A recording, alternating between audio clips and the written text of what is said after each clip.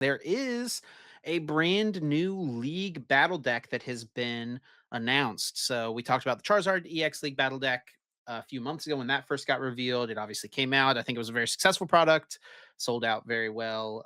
Obviously, we enjoyed that product a lot as well because we did a video on it on our second channel, the Uncommon Energy channel, and that video did extremely well. Everyone was very interested in that, and we got multiple people tagging us whenever this thing got Yeah. revealed as well, because there may be something there for us in the future. But a new League battle deck which will feature Dragapult EX and Pheasantipity EX. So 4 copies of Dragapult EX, and then also the copy of Pheasantipity.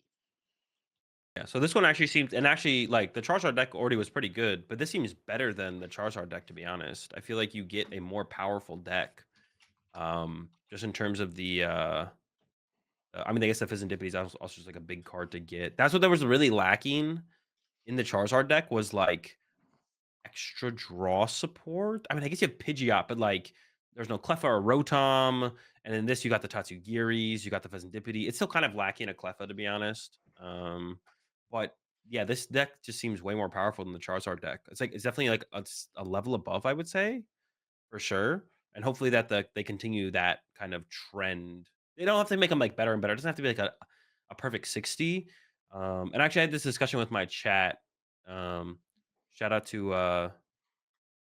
Grub, who I did apologize to after we had a little bit more of a conversation later on in my chat. But um, I think they definitely try and make the league battle decks a little bit probably easier to play overall. But this one, like, there's a decent amount of depth to like the options with this deck. Like, look at all the one ofs there are, right? Like, I feel like they're not really holding back with this one, the kind of the way they did held back with the Charizard deck a little bit in terms of trying to dumb it down a little bit for the newer players that are going to be buying this product. I feel like this one they kind of went a little bit more all out. One counter catcher, one boss's orders, like Yeah. a lot of one ofs and a lot of situational cards, like a TM Devo.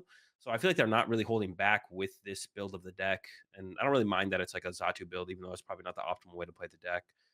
They didn't put Dusknoir in here, which is probably the better version of any kind of Dragon Ball deck, and that's one thing you could look to as far as like dumbing the deck down a little bit, maybe not including the Dusknoir. But even past that, you look at the trainer lineup, and it's like pretty in depth, pretty good range.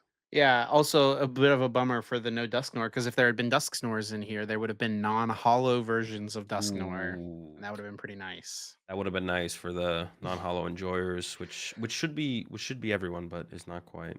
Yeah, but just value-wise, it seems like it's gonna be a very good value. Like, the Dragapult Yeah, EXs are, like, $4 or $5 a piece. Pheasantipity is $10+, yeah. so you get your value in just the EXs alone, and then if you look at Mhm. the trainers, like, cards like Arven, Earthen Vessel, um, Counter Catcher, Well, Super Odd, all these cards are like pushing $2 for just trainer cards, right? So, but yeah, I yeah, mean, there's very good value here, extremely playable cards. I mean, even things like Buddy Puff and Ultra Ball. Like, I think it is a generally good thing for these cards to be like bulk rate pricing because it's just easier for people to have access to the game.